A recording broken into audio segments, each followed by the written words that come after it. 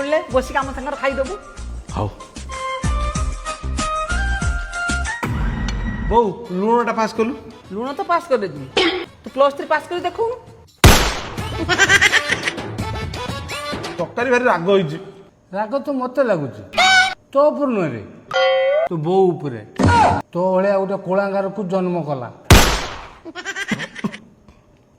ବୋଉ ଟିକେ ପାଣି ଦେନି।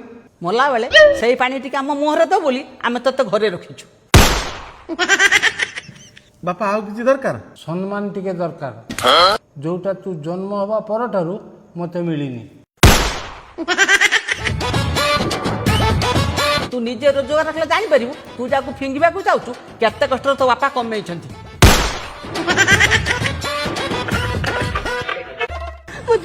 ଖାଇଯା, ମୋ ବୁନିଆଦି 14 ପୁରୁଷ ତ ଖାଇଗଲୁଣି, ଆଉ ହାଣ୍ଡି ଫାଣ୍ଡି କାହିଁ ବାଦ ଦବୁ, ତାକୁ ଚୁବେଇ ପକା। ଦେଖୁନା କେମିତି ଅନେଇଛି, ଲାଗୁଛି ଆଉ କିଛି ଦିନ ଗଲେ ଆମକୁ ମାରିବ।